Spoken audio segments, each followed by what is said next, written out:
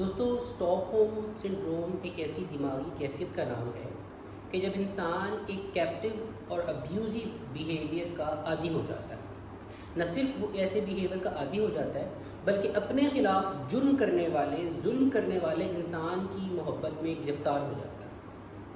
پاکستانی قوم اس وقت اسی کیفیت کا شکار ہے۔ عمران خان کی حالیہ آڈیو لیکس اور ان کی فیملی کی حالیہ آڈیو لیکس پر نہ صرف ہماری قوم خاموش ہے بلکہ اس جرم کے خلاف، جی ہاں، کسی کی نجی یا خفیہ یا پرائیویٹ گفتگو اس انداز میں نشر کرنا، جاری کرنا، اس کو پبلک کے سامنے لے کر آنا، یہ ایک جرم ہے، اس کی پرائیویسی کی خلاف ورزی ہے۔ تو اس کے اوپر ہماری قوم نہ صرف خاموش ہے بلکہ بعض ہلکی خوشیاں منا رہے ہیں، میمز بنا رہے ہیں، اس کے اوپر جوکس کریٹ کیے چلے جا رہے ہیں۔ ہمیں تو یہ چاہیے تھا کہ اس موقع کے اوپر ہم یہ کہیں کہ انف از انف،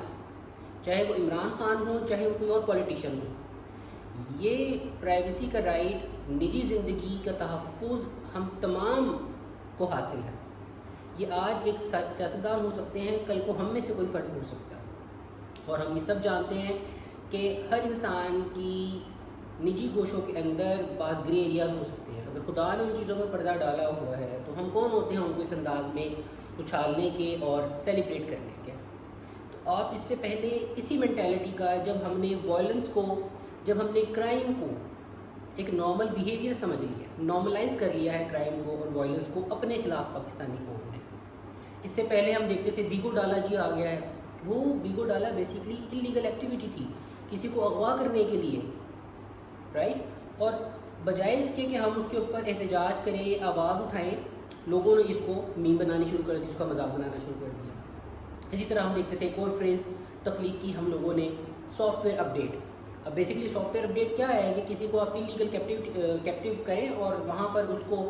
ظلم اور تشدد کا نشانہ بنائیں اور اپنی مرضی کا بیان لے لیں۔ اس کو ہم نے کہہ دیا کہ یہ سافٹ ویئر اپڈیٹ ہے، چاہے وہ کسی بھی قانون نافذ کرنے والے ادارے کی طرف سے ہو۔ ہونا یہ چاہیے تھا کہ اس تشدد کے اوپر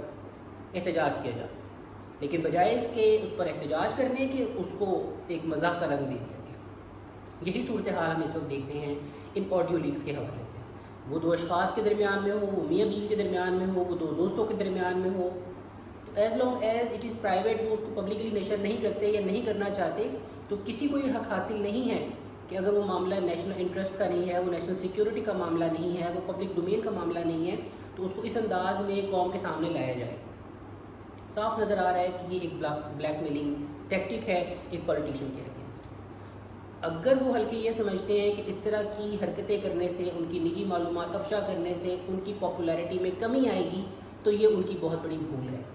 بلکہ اس کے نتیجے میں وہ اور مظلوم بن کے عوام کی ہمدردی کے مستحق ہوں گے اور ان کا گراف مزید اوپر جائے گا۔ اور جو لوگ یہ اس قسم کی ایکٹیویٹیز کر رہے ہیں، چاہے وہ کوئی مخالفین ہوں، چاہے وہ کوئی لا انفورسمنٹ ایجنسیز ہوں یا کوئی اور حلقے،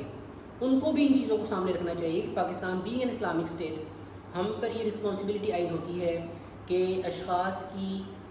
پرائیویسی کا، ان کی نجی لائف کے تحفظ کا اہتمام کریں، اور کسی کی بھی زندگی کو اس طرح سے پبلک کرنے کا ہمیں حق حاصل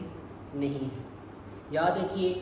آج یہ عمران خان ہے اور ان کی فیملی ہے جس کو اس طرح گلیوں اور چوراہوں پر ڈسکس کیا جا رہا ہے، کل کو یہ آپ کے محبوب لیڈر بھی ہو سکتے ہیں اور آپ خود بھی ہو سکتے ہیں۔